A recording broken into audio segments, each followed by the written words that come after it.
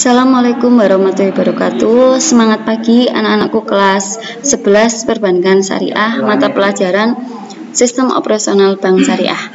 Nah, hari ini mata pelajarannya yaitu Layanan Lembaga Keuangan Syariah.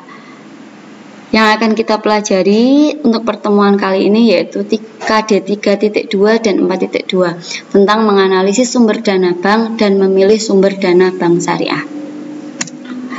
Hari ini Bu Ima akan jelaskan sistem operasional bank syariah. Tolong diperhatikan karena ini materi yang akan kita gunakan untuk UTS semester ganjil. Nanti insya Allah dimulai tanggal 7 September ya. Nah, sistem operasional bank syariah di sini ada 5. Yang pertama dimulai dari nasabah, pemilik dan penitip dana. Di sini bank hanya bertindak sebagai pengelola, bukan pemilik dana. Di sini ada yang pertama yaitu penghimpunan dana, yang kedua penyaluran dana, yang ketiga penerimaan pendapatan margin, yang keempat penyaluran pendapatan bagi hasil, dan yang kelima penyedia dana. Nah, di sini nasabah, pemilik dana, dan penitip dana. Sistem operasional bank syariah itu dimulai dari penghimpunan dana. Penghimpunan dana ini berasal dari masyarakat, yaitu nasabah, pemilik, atau penitip dana. Nah, lalu bagaimana cara penarikannya? Bisa melalui investasi ataupun dengan cara tabungan, ya. Di sini pemilik dana disebut dengan sohibul mal, yaitu para nasabah, sedangkan bank syariah berperan sebagai pengelola dana. Nah, jadi sistem operasional bank syariah ini dimulai yang pertama yaitu penghimpunan dana. Berasal dari mana? Dari sohibul mal atau pemilik dana atau yang disebut nasabah. Kemudian di sini bank syariah itu berfungsi sebagai pengelola dana, ya. Langkah yang kedua, dana yang diterima dari masyarakat, yang dihimpun dari masyarakat, kemudian oleh bank disalurkan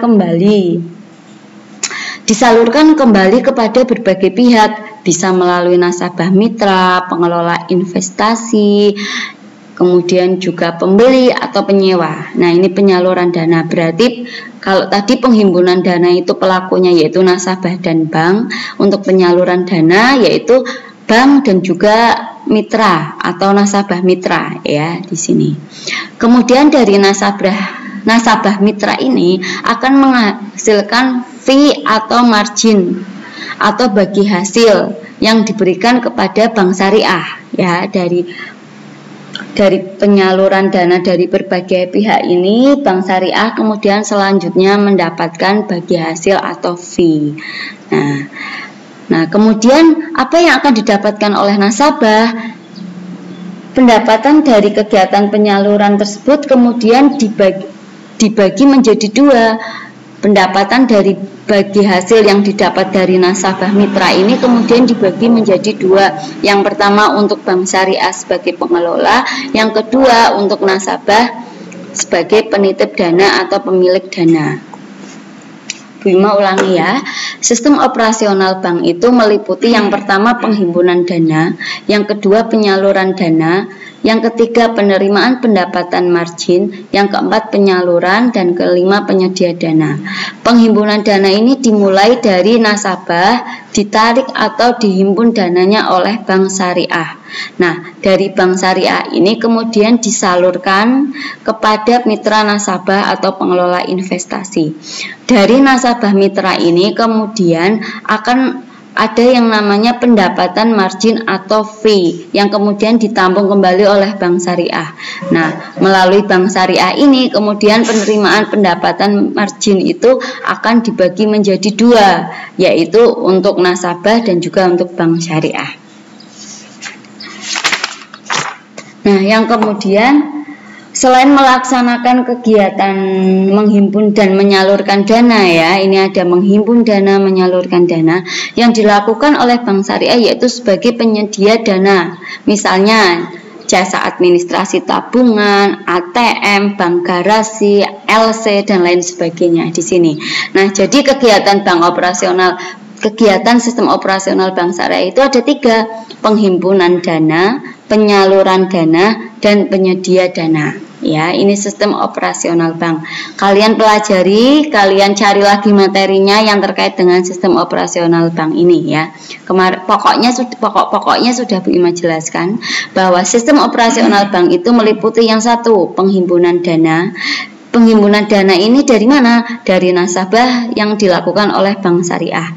Yang kemudian penyaluran dana yang dilakukan oleh Bank Syariah kepada nasabah mitra, pengelola investasi, pembeli, dan lain sebagainya. Kemudian dari hasil mitra ini, dari penyaluran dana ini akan ada yang namanya pendapatan bagi hasil atau fee yang didapatkan oleh Bank Syariah. Dan oleh Bank Syariah kemudian dikelola lagi, dibagi menjadi 2 untuk keuntungan Bank Syariah dan juga untuk nasabah, atau biasa disebut bagi hasil atau bonus.